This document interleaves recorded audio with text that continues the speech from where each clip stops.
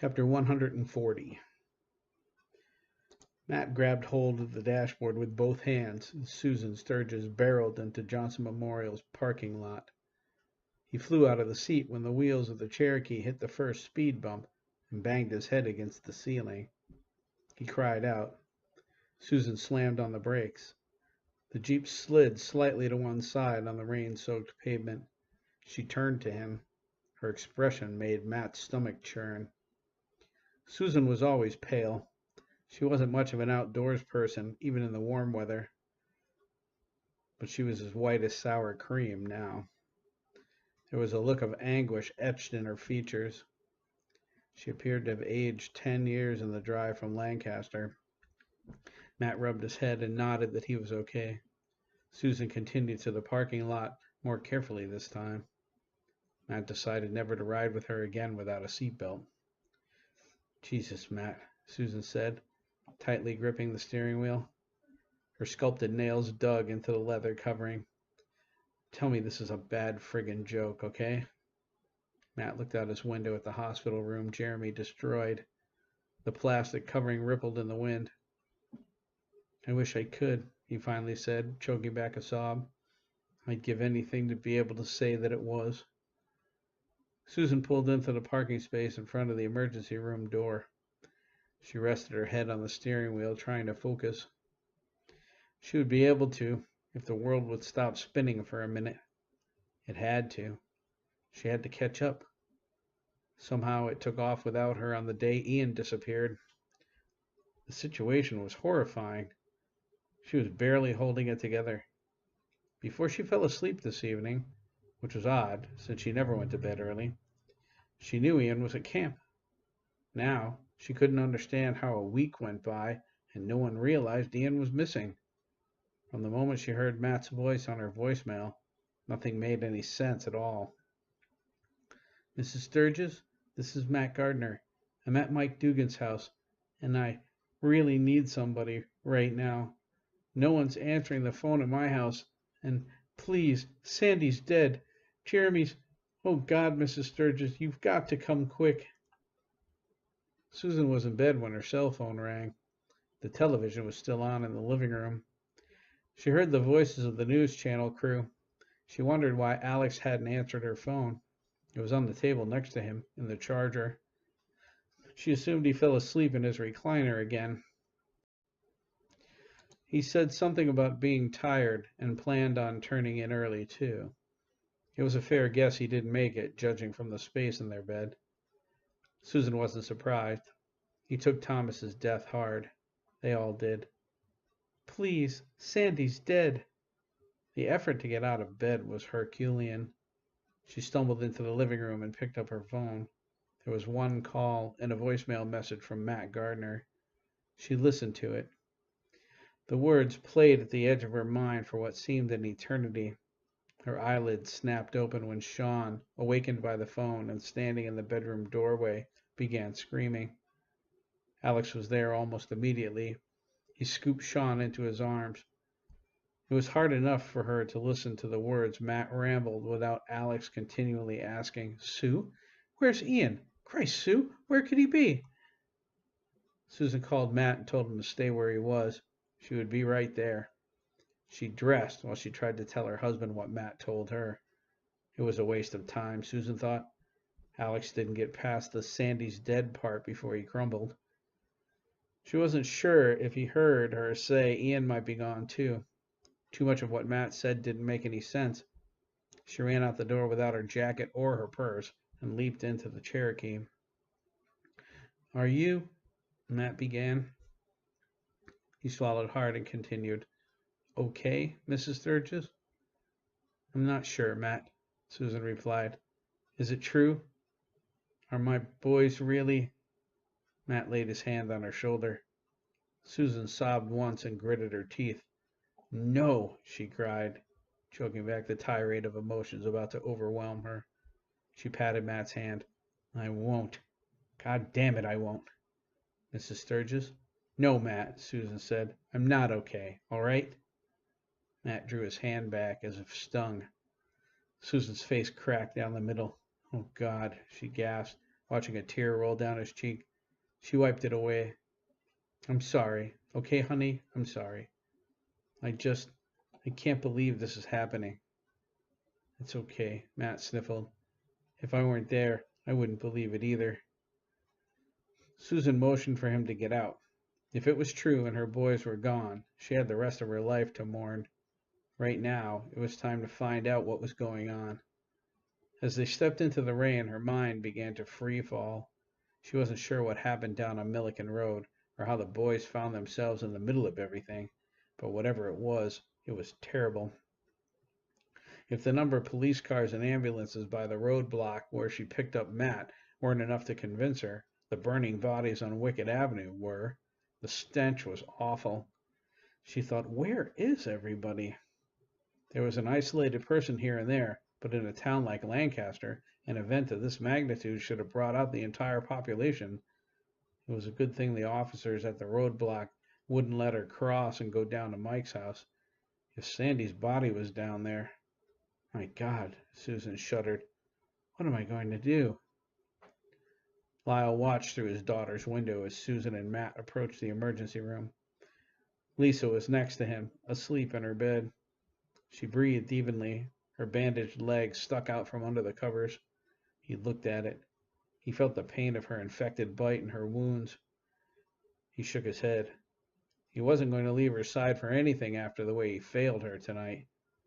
He read the look of fear on Susan's face and decided he needed to go. He had to offer comfort to one of the few people he called a friend. Susan must be devastated. He knew he would be. Lyle watched the safety catch of the grenade wedged between Ian and Sandy spring away. His heart blew into as many pieces as they did. When the car exploded and the black claimed him, Lyle went willingly. How could anyone blame him? It was madness down there. The Walking Dead, blood and bodies all over the place. Jack Dougan a kid? How can any of that be real? Lyle should have taken Sanders' call more seriously, but how could he? Everything she said was preposterous. But when they got over there, and that head crashed through Lisa's windshield, he stood there and gaped at it like a raw troop in his first firefight. If it wasn't for Jack... Lyle pinched the bridge of his nose. He kissed Lisa on the cheek. He touched the bandage on his forehead and winced. The spot was tender from a piece of shrapnel that clipped off a chunk of his skin. He stepped into the hallway, easing the door closed. He whispered a quiet prayer that his baby girl would stay asleep until he returned. The least he could do after his colossal failure was to be there when she opened her eyes. He would be on his knees begging her forgiveness. He also intended to find Jack. Regardless of whatever kind of insanity made him appear like a boy again, he saved Lisa's life. If Jack was still a man, Lyle was going to shake his hand and give him anything he wanted. If he was a boy, Christ, that's so nuts. Lyle walked to the nurse's station. Adele nodded at Susan. I don't see why you can't go up, she said, patting Susan's hand. Dr. Sativa gave his consent for the boys to stay up there. She leaned over, glancing left to right before continuing. Confidentially, I don't think he had much choice.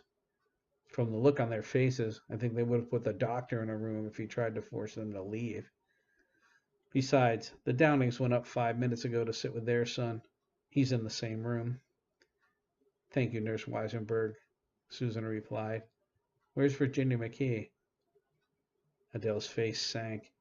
Susan felt the world beginning to spin all over again. She's in ICU, Sue, Lyle answered. She's hurt pretty bad. Susan threw her arms around him. Lyle held her, fighting as hard as she was to not start bawling. Matt stared at him with a stunned look. Virginia's hurt? How?